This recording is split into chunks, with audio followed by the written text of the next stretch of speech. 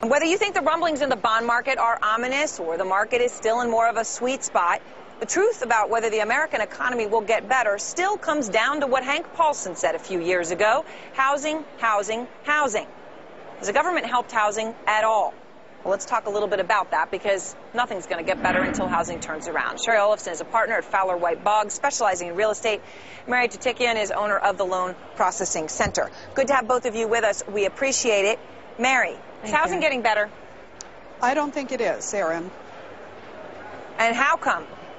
Well, right now we've got about 90% of the population making their housing payments on time, but they're running out of resources. A lot of these people are finding it harder and harder to make their monthly payments. The options of short selling is really difficult, and the foreclosure isn't seeming to help their property prices at all. Shari, would you agree?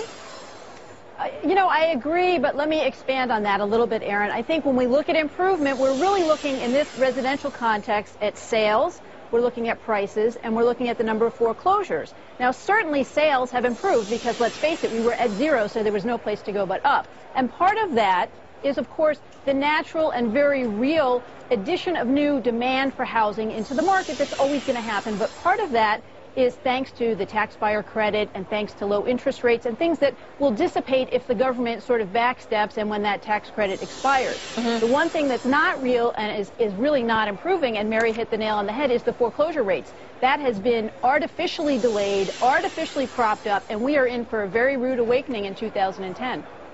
And one of the things, I'm just looking at the headline out of USA Today.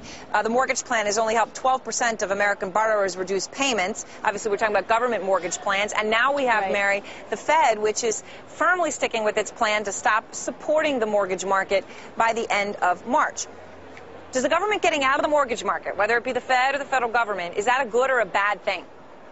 Well, they can't seem to get out of it right now because they have Fannie Mae and Freddie Mac under conservatorship. And right now, that's our only lending option other than FHA.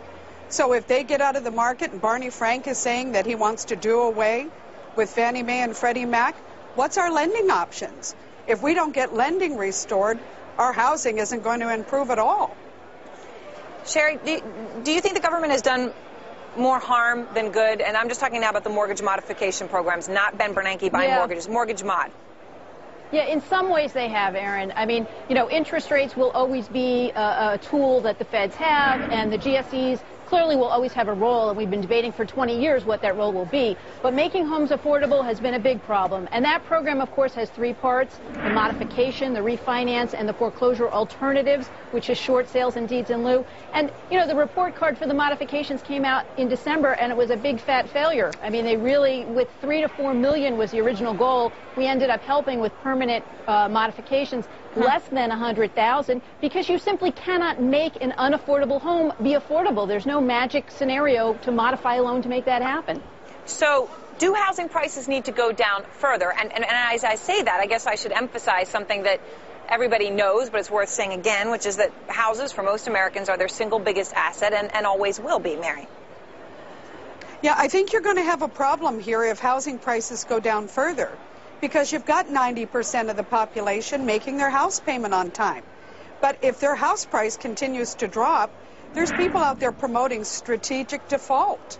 So there's people beginning to weigh their options, and they're not pretty. We've got to get the lending market back open again, and that's going to take a little intervention. We have very few options when it comes to lending. Shari, is it true that the lending market isn't really open, or is it just that people aren't as creditworthy as they should be?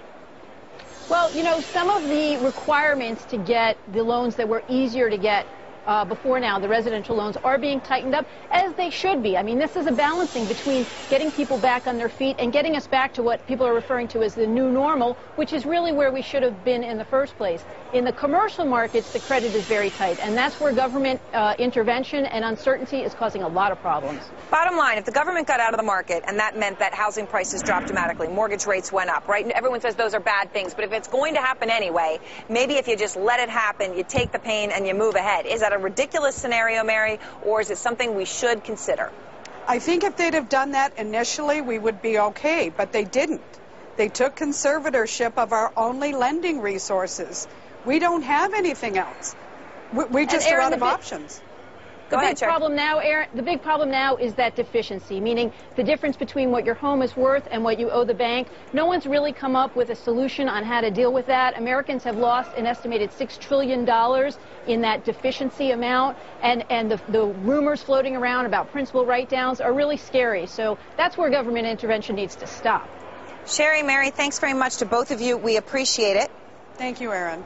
And viewers, let us know what you think. Do you think the government should just get out of housing altogether and let it find its real level, even if its real level is much lower than anyone would like to admit?